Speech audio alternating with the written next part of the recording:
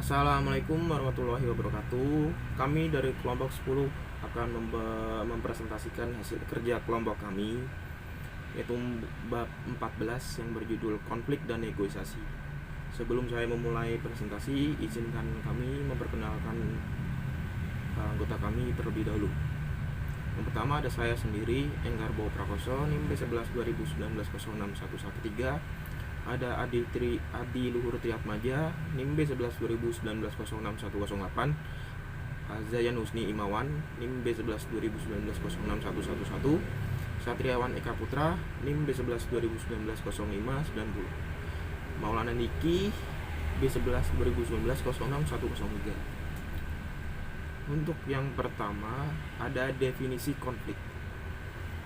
Konflik adalah sebuah proses yang dimulai ketika salah satu pihak memandang pihak lainnya telah memengaruhi secara negatif atau akan berpengaruh secara negatif terhadap segala sesuatu hal yang dipedulikan oleh pihak pertama. Konflik biasanya terjadi apabila ada ketidakcocokan tujuan, perbedaan interpretasi fakta, ketidaksepakatan pada harapan atau ekspektasi atas perilaku. Selanjutnya ada pandangan konflik. Di pandangan konflik ini ada dua.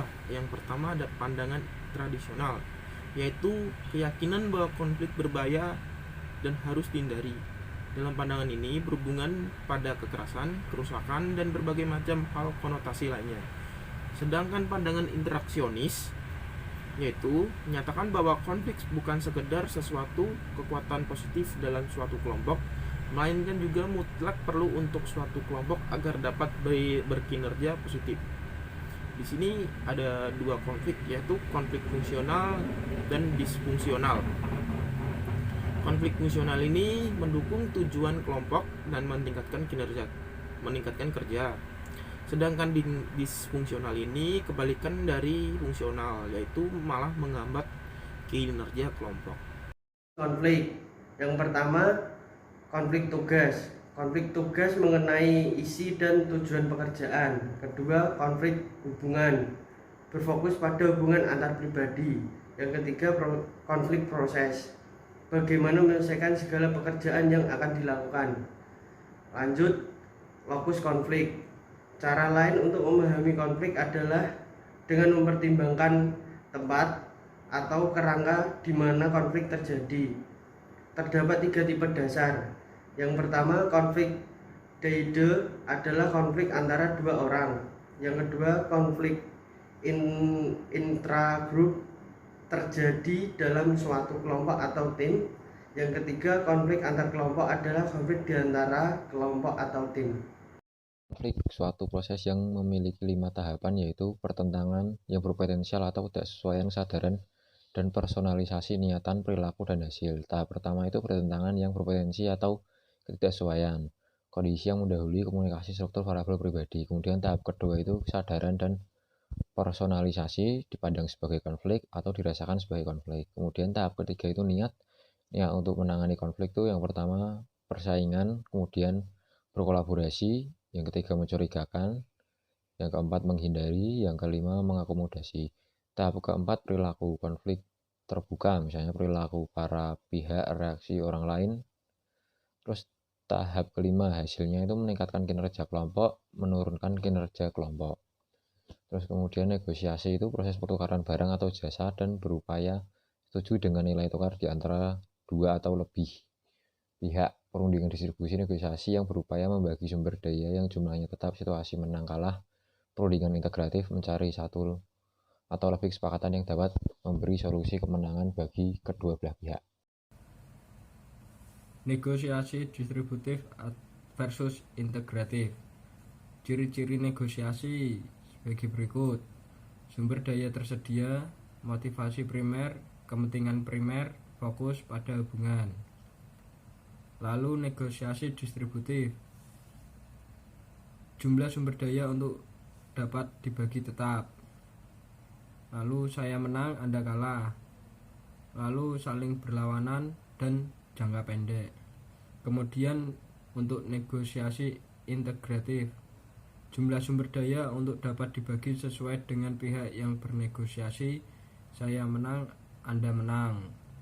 Lalu saling cocok atau sama dan sebaliknya, serta jangka panjang. Lalu proses negosiasi.